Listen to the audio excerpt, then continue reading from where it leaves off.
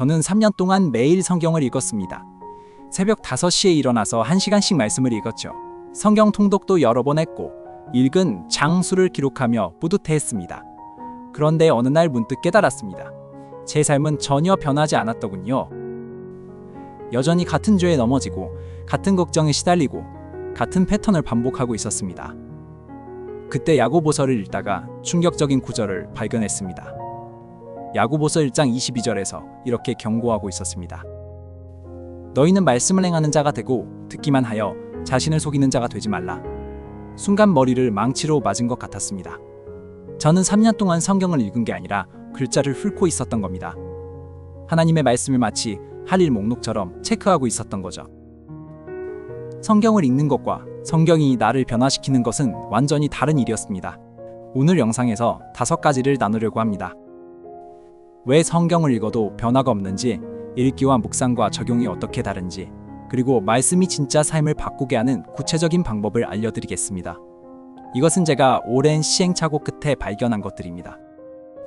시작하기 전에 아멘 댓글 한번 남겨주시고 구독과 좋아요로 이 축복에 동참해주세요. 하나님의 말씀이 여러분의 삶을 진짜로 변화시키는 통로가 되기를 기도합니다. 첫 번째, 읽기만 하고 멈추는 습관입니다. 야고보서 1장 23절에서 24절은 이렇게 말합니다. 누구든지 말씀을 듣고 행하지 아니하면 그는 거울로 자기의 생긴 얼굴을 보는 사람과 같으니 제 자신을 보고 가서 그 모습이 어떠했는지를 곧 잊어버리느니라. 여러분도 이런 경험 있으시죠? 아침에 성경을 읽고 집을 나서는데 점심쯤 되면 오늘 뭘 읽었는지 기억이 안 나는 겁니다. 저도 그랬습니다. 매일 성경을 읽으면서 한 달 후에 뭘 읽었는지 물어보면 대답을 못했습니다. 문제는 우리가 성경 읽기를 독서처럼 접근한다는 겁니다. 소설책 읽듯이 눈으로 훑고 지나가죠. 하지만 성경은 일반 책이 아닙니다. 히브리서 4장 12절에서 말씀하시길 하나님의 말씀은 살아있고 활력이 있어 좌우에 날선 어떤 검보다도 예리하여라고 하셨습니다. 살아있는 말씀을 죽은 글자처럼 읽고 있었던 겁니다.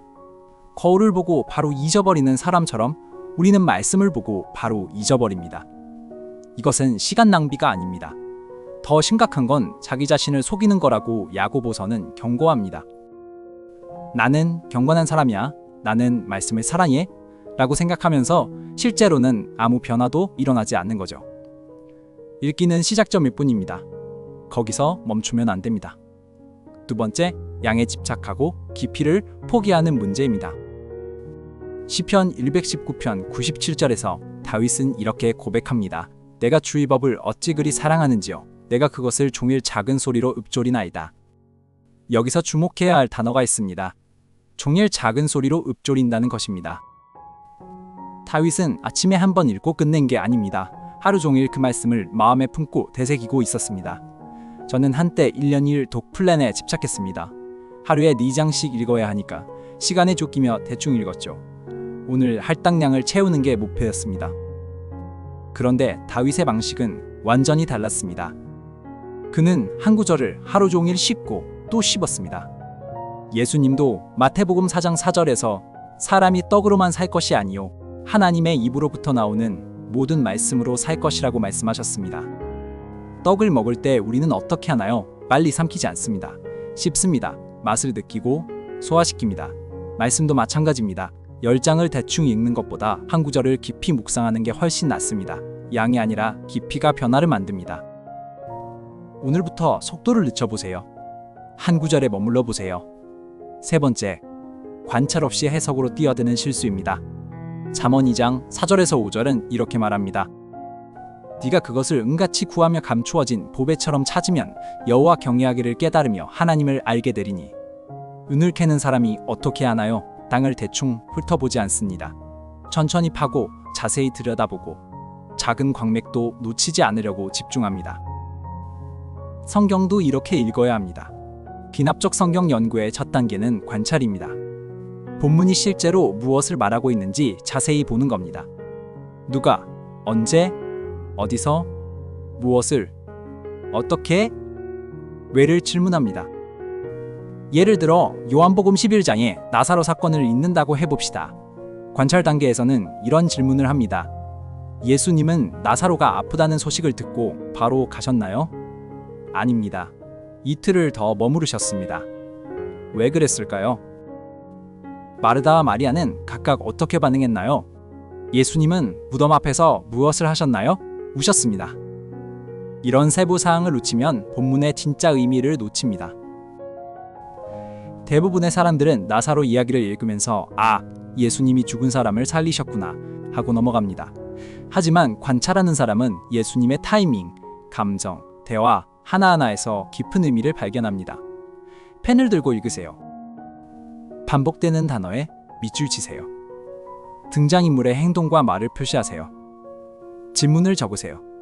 이것이 관찰입니다. 네 번째, 해석 없이 적용으로 뛰어드는 문제입니다. 디모데후서 2장 15절에서 바울은 이렇게 권면합니다. 네가 진리의 말씀을 옳게 분별하며 부끄러울 것이 없는 일꾼으로 인정된 자로 자신을 하나님 앞에 드리기를 힘쓰라. 옳게 분별한다는 것은 해석의 과정입니다.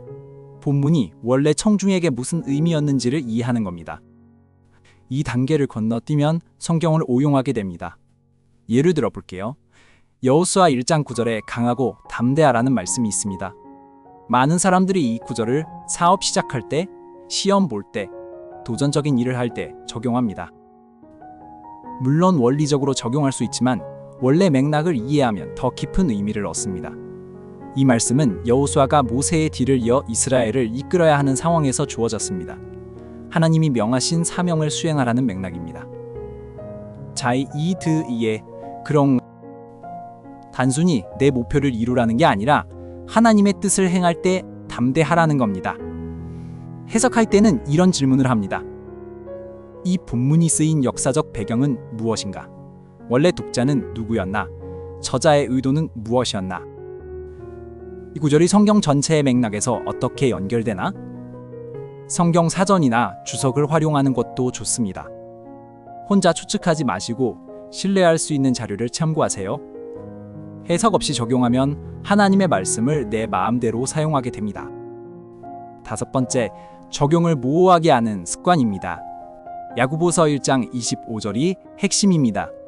자유롭게 하는 온전한 율법을 들여다보고 있는 자는 듣고 잊어버리는 자가 아니요 실천하는 자니 이 사람은 그 행하는 일에 복을 받으리라. 실천하는 자가 복을 받습니다. 하지만 문제는 우리의 적용이 너무 모호하다는 겁니다. 오늘 말씀을 통해 더 사랑해야겠다, 더 겸손해야겠다 이런 식으로 결심합니다. 그런데 구체적으로 무엇을 어떻게 할 건가요? 제가 사용하는 방법은 성경 일지입니다. 세 가지를 씁니다. 첫째, 오늘 읽은 본문에서 하나님이 내게 하신 말씀은 무엇인가? 둘째, 이 말씀에 비추어 내 삶에서 바꿔야 할 것은 무엇인가? 셋째, 오늘 이것을 실천하기 위해 구체적으로 무엇을 할 것인가?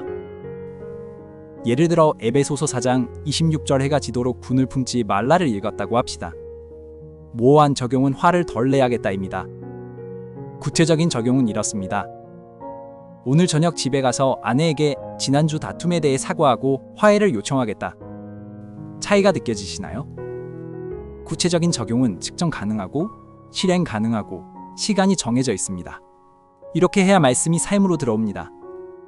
매일 밤 잠들기 전에 오늘의 적용을 실천했는지 점검하세요. 했으면 감사하고 못했으면 내일 다시 도전하세요. 이 단순한 습관이 삶을 바꿉니다. 여섯 번째, 성령님의 도우심 없이 혼자 애쓰는 것입니다. 요한복음 14장 26절에서 예수님이 말씀하셨습니다. 보혜사 곧 아버지께서 내 이름으로 보내실 성령 그가 너희에게 모든 것을 가르치고 내가 너희에게 말한 모든 것을 생각나게 하리라. 성경의 저자는 하나님이시고 성령님이 우리가 말씀을 깨닫도록 도와주십니다. 그런데 우리는 종종 성경을 공부하듯이 접근합니다. 내 지식과 노력으로 이해하려고 하죠. 고린도전서 2장 14절은 분명히 말합니다.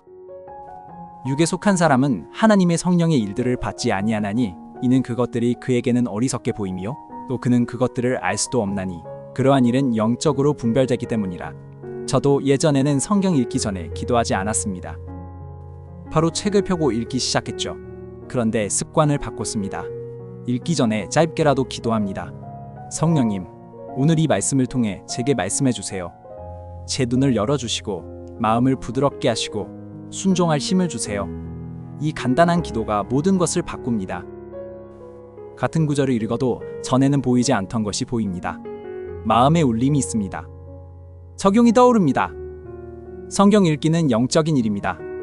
혼자 하는 게 아니라 성령님과 함께 하는 겁니다. 매일 읽기 전에 기도로 시작하세요. 7번째, 공동체 없이 혼자 읽는 한계입니다. 잠언 27장 17절에서 철이 철을 날카롭게 하는 것 같이 사람이 그의 친구의 얼굴을 빛나게 하느니라고 말씀합니다. 저는 오랫동안 성경을 혼자 읽었습니다. 그게 경건한 거라고 생각했죠. 그런데 소그룹에서 함께 성경을 나누기 시작하면서 깨달았습니다. 내가 얼마나 많은 것을 놓치고 있었는지를요. 다른 사람의 눈으로 보면 같은 본문이 다르게 읽힙니다. 내가 미처 생각하지 못한 질문을 던지고 내가 보지 못한 적용을 나눕니다. 또한 다른 사람 앞에서 적용을 나누면 책임감이 생깁니다. 혼자 결심하면 쉽게 잊어버리지만 누군가에게 말하면 실천하게 됩니다. 히브리서 10장 24절에서 25절도 권면합니다.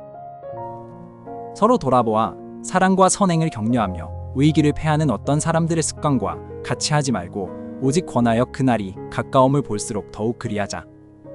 교회 소그룹이나 성경 공부 모임에 참여하세요. 없다면 친구 한두 명과 시작하세요.